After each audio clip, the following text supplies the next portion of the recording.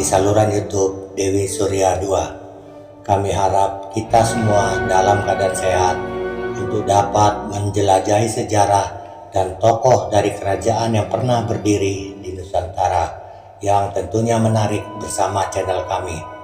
Mari berinteraksi bersama kami melalui kolom komentar, tekan tombol like dan subscribe agar tetap terhubung dengan konten menarik kami lainnya di masa mendatang. Mari kita mulai penjelajahan sejarah dan tokoh dari kerajaan di Nusantara ini dengan topik terbaru kami, legenda Ken Arok dan Ken Dedes. Kerajaan Singasari di Malang melahirkan legenda yang sangat terkenal di masyarakat Jawa Timur, yaitu Ken Arok dan Ken Dedes. Ken Dedes merupakan istri Tunggul Ametung, aku atau kepala pemerintah setingkat kecamatan. Sedangkan Ken Arok merupakan rakyat biasa yang membunuh, mengambil alih kekuasaan, dan merebut istri Tunggul Ametung.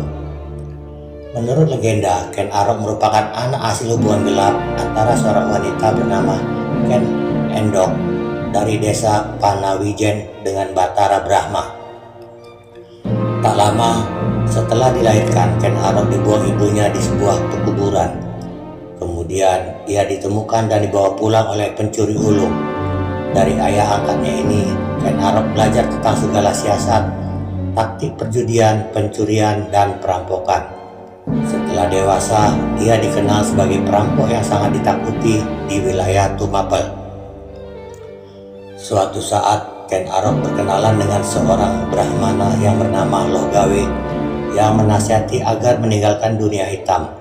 Dengan dorongan Loh Gawe, Ken Arok berhenti menjadi perampok dan menjadi prajurit Tumapel. Tunggul Ametung, aku Tumapel, peristri Ken Dedes, putri Mpu Purwa dari Panawijen. Dari perkawinan itu lahir seorang putra bernama Anusapati. Pada suatu hari, Ken Dedes pulang ke Panawijen untuk menjenguk ayahnya. Saat Ken Dedes turun dari kereta kerajaan, angin bertiup kencang dan menyingkap bagian bawah kainnya. Ken Arok yang bertugas mengawal kereta Ken Dedes sempat melihat sekilas betis istri Tunggul Ametung tersebut. Di mata Ken Arok, betis Ken Dedes memancarkan sinar menyilaukan. Peristiwa itu tidak dapat hilang dari ingatan Ken Arok.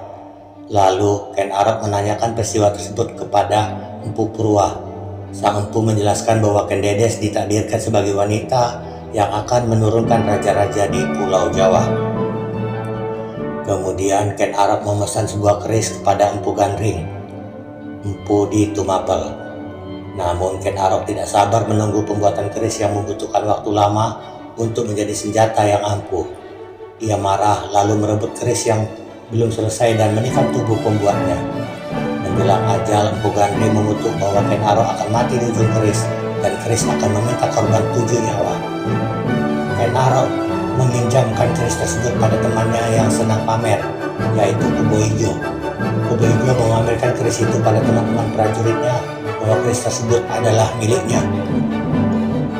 Suatu saat Ken Arok mencuri keris dari Kubo Ijo, lalu menggunakan untuk membunuh Tunggul Ametung. Dengan sendirinya, tuduhan jatuh pada Kubo Ijo. Sementara Ken Arok berhasil menggantikan kedudukan Tunggul Ametung sebagai aku dan menikahi Ken Dedes. Setelah menjadi aku, Ken Arok menaklukkan kerajaan Kediri yang diperintahkan Raja Kertajaya. Ia mendirikan kerajaan Singasari dan menobatkan diri menjadi Raja Singasari pertama dengan gelar Raja Sah Batara Sang Amurwabuni. Dari Ken Dedes, Ken Arok mendapatkan putra yang bernama Mahesa Wongateleng. Sedangkan dari Ken Umang, ia mendapatkan putra Toh Jaya. Kutukan Mpu Gandring mulai berlaku. Ken Arok dibunuh dan digantikan kedudukannya oleh Anusapati menggunakan keris Mpu Gandring. Anusapati dibunuh dan digantikan kedudukannya oleh Toh Jaya. Kemudian Toh Jaya dibunuh dan digantikan kedudukannya oleh Ranggawuni, anak Anusapati. Ranggawuni dinobatkan sebagai raja dengan gelar Jaya Wisnuwardana dan memerintahkan Singasari pada tahun 1227 hingga tahun 1268. Jaya Wisnuwardana digantikan oleh putranya Joko Dolok yang bergelar Kertanegara.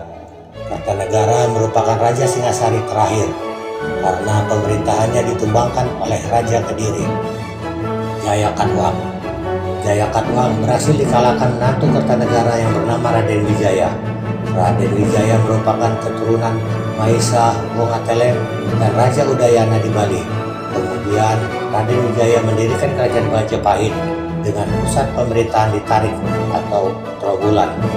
Terima kasih telah menonton video kami di saluran YouTube Dewi Surya 2. Semoga Anda menikmati video yang kami sajikan.